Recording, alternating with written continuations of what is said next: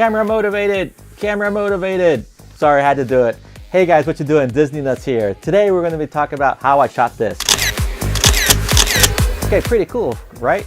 But before we head over to the Hollywood studios and do all the stuff with the settings and taking the photos, just want to give a shout out to my good friends of the ZaddCrew who actually gave me this t-shirt, and I was able to be on their podcast a couple of weeks ago. And as for the tee, which you guys have asked me, it's by NRGTs, and under his profile you'll see the link to his Etsy shop and all this other stuff, and the shirts are great, they're awesome.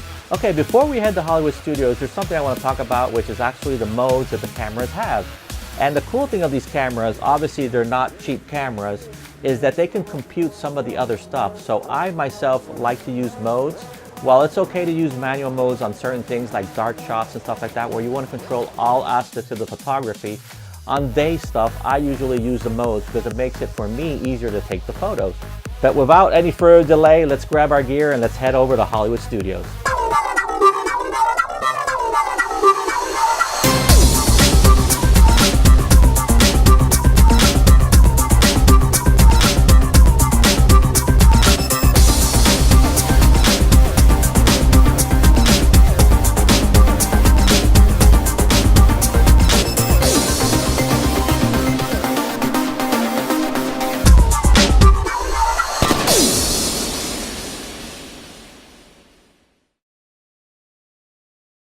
I'm going to be doing a couple stuff regarding photography with Star Wars, and we're going to actually be shooting with two modes today. We're going to be doing the Aperture Mode, which is probably my favorite mode on the camera, and the second one is actually the manual mode. So the first thing that we're going to do, we're actually going to walk over to the Jedi training, which is that way, and we're going to go set our camera to f2.8, which is the widest aperture. And the reason that I'm doing that is that I want to capture the action, but I also want to be able to get the person who's in focus really sharp and everything else blurry. And the good thing of using that type of f-stop, which is really wide, is that we're going to get a really fast shutter speed, so we're going to be able to freeze the action really good. And this is because obviously it's daylight and I'm letting in as much as light as possible. The camera is actually going to set the shutter speed to the fastest possible, so we'll get those really cool frozen in action shots. So let's head over there now.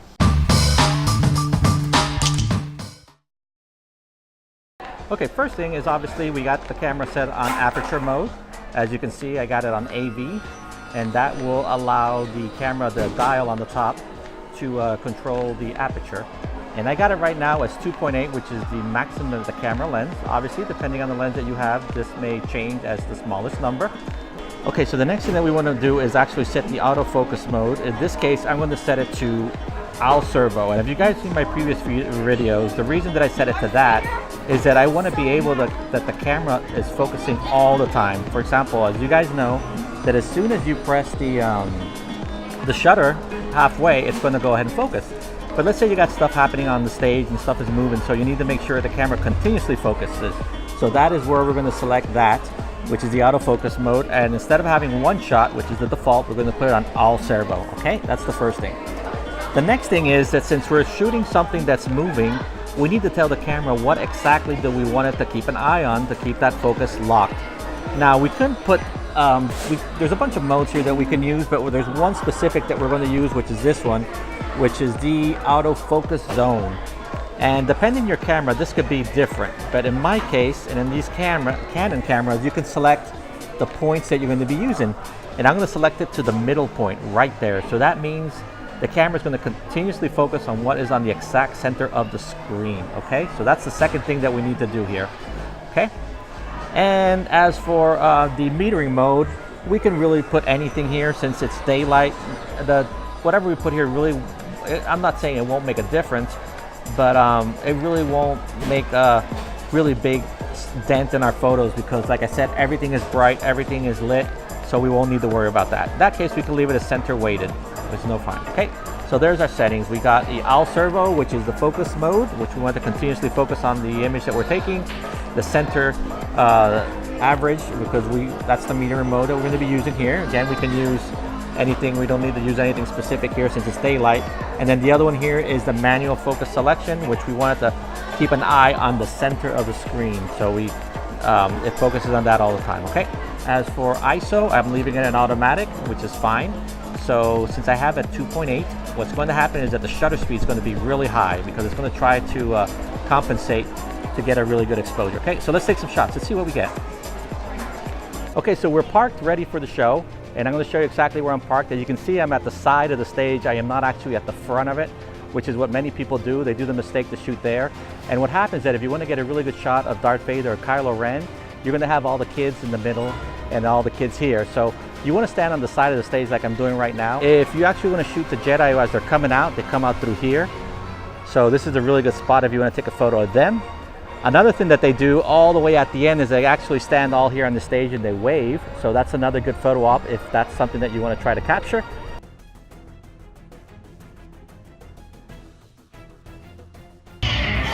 You have controlled your fear.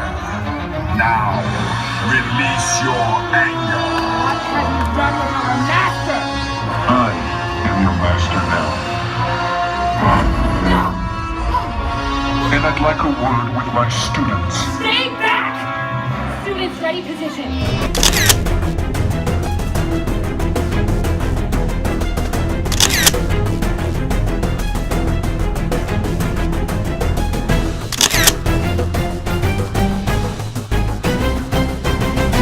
I'm going to go ahead and take a couple of photos in different modes. For example, the shutter priority, which is the other one I get asked a lot, so you guys can see the difference. And when I shoot in shutter priority, you will notice that the ISO goes up because the camera tries to compensate for that.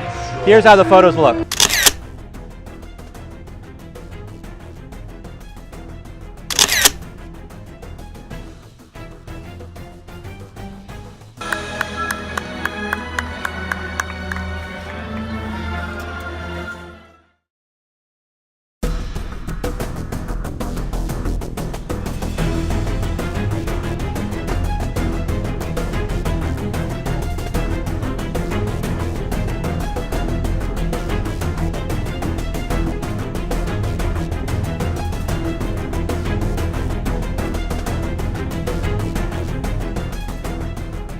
Okay, so we're here in the queue line of Star Tours. We're actually going to go inside shortly and take a photo of C-3PO and all the other good stuff in the inside here. Now for settings for this, it's very similar to what we're going to be doing with a dark ride, but we're actually going to be adjusting our shutter speed just a tad lower. And the reason for that is that the items inside this queue line are actually not moving. So as for settings, we're going to be setting our camera in manual mode, and I'm going to be setting the shutter speed at 1/40th of a second, the f-stop as wide as possible, and I'm going to leave the ISO as automatic. That way the camera's going to try to compensate, and we'll probably get an ISO of 5,000, 8,000, depending on the shot. Okay, so we're going to try two different shots. We're going to do one at 1/40th and another one at 1/80th, and let's see the difference of the ISOs.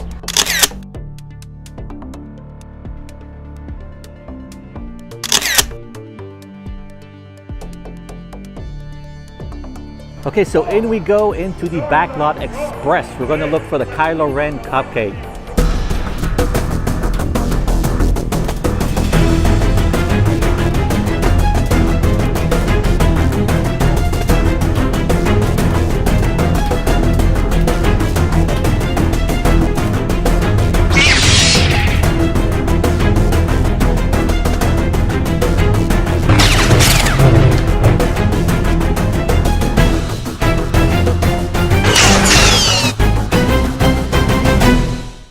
Okay, so I finished that cupcake. It was actually made out of, in case you were wondering, peanut butter buttercream.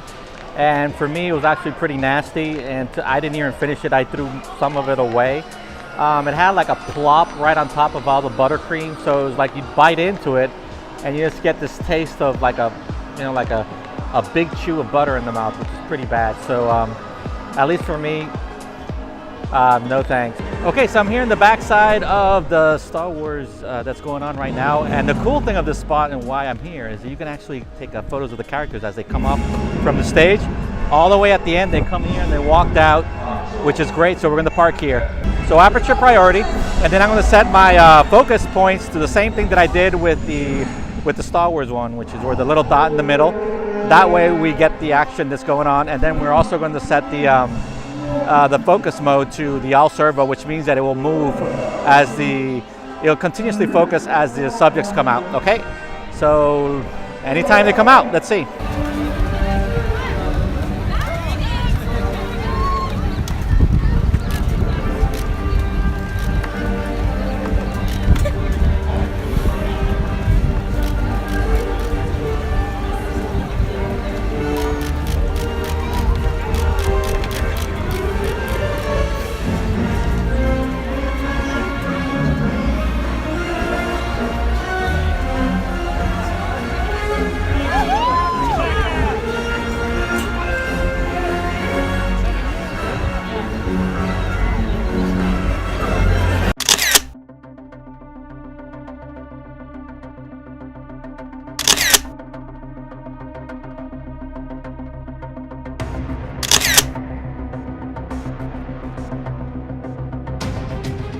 Now, something that people ask me a lot, that obviously if there's a lot of movement going on, that why don't I use shutter priority?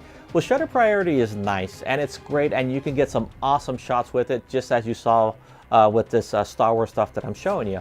But for me, I always try to get the photo in the lowest ISO possible, because as you know, the lower the ISO, the better the quality, which is basically why we take night shots with a tripod, because we want to lock our ISO in 100. Anyway, we're going to go ahead and shoot the march of the First Order, and we're going to shoot it in shutter priority just to give a feel for you guys can see more or less the photos. But I wanted you to notice how you can see that the ISO will be going up for the camera to adjust, since I am forcing it to use on shutter 1/500 of a second. Let's do it. Here are some shots.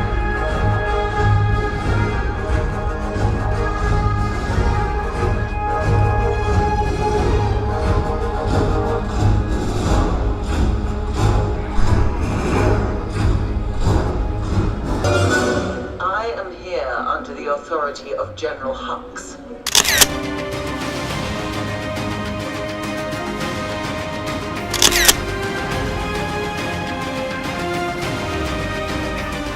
Okay, so we're here back at home.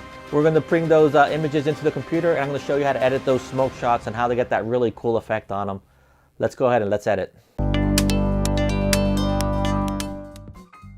So we've imported our file into Lightroom, okay? And as you can see, it's aperture priority f2.8, and the camera automatically put 1000 of a second and 100 on the ISO.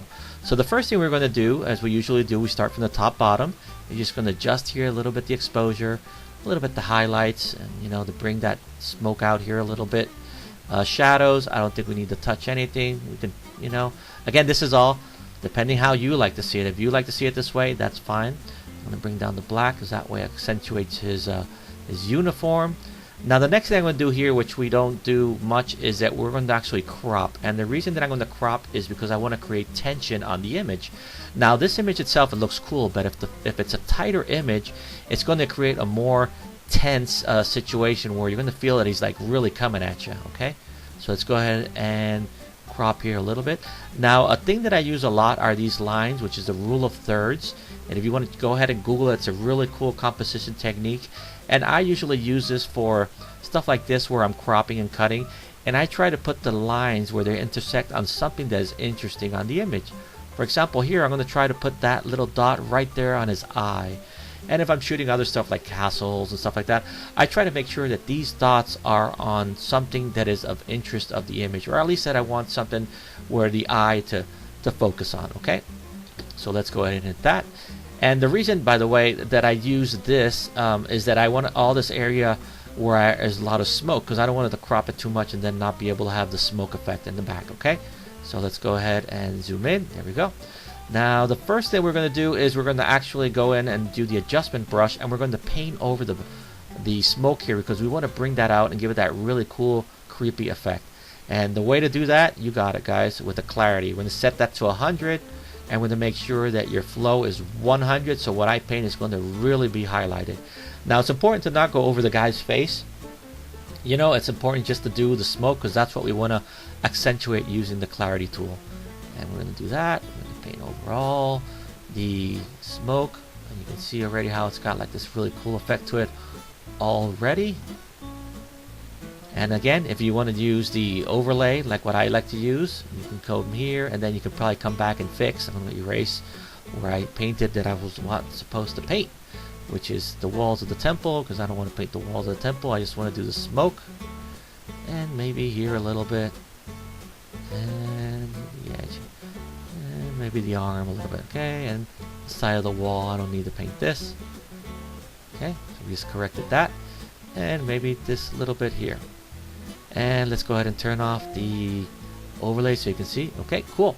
Now what I like to do sometimes, and it's okay to do it, is that you can actually put another second layer of edits on top of the photo. So I'm going to hit new, and I'm going to go ahead and select clarity 100 and do it all over again, and I'm going to paint one more time over the same thing.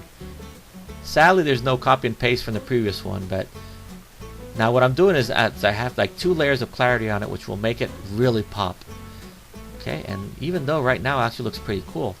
Now if you really want to give it another cool effect, you can actually add color to it, and I do that by touching here this color button. The X means that there's no color effect. But if I come in here and select one of the colors, I can actually put color to the smoke. And, you know, I can go really creepy or something just a tad. It doesn't need to be something that highlighted, so I can do like a really light blue. And even purple looks cool. Okay, there we go. And now I have the purple coming out of the smoke, and the smoke is coming out on top of them. Really cool. And there you go, guys. That's how you add the smoke effect. Again, when I shoot stuff like this, you just got to make sure that you take a couple of shots, because sometimes, again, this is not the only shot that I took when he was coming out. I basically waited for the lightsaber to pop out from the bottom of the temple, and then I started shooting, and I got like 5 or 6 shots, and this was the best one that I liked, where the smoke was, you know, basically clinging onto him a little bit. So again, take a couple of shots. It doesn't hurt. We got memory cards, so it's not like we're burning film. And once you bring this into the computer, you can pick the best one that you like. And this is how I basically did the same one with Darth Vader as well. Okay, so that's how you do it, guys. A couple of minutes. Wasn't difficult to do. So go ahead and add this effect to any smoke scene that you have taken over at Disney. Okay, here you go. Okay guys, so that's another episode of how I shot this. Hopefully you like these tips and tricks, Star Wars edition. And if there's anything that you'd like to see of me editing or taking photos or talking about anything that you'd like to do regarding Disney photography, please feel free to leave some comments underneath the video below, and I'll get to you guys. And until the next time, guys, stay awesome.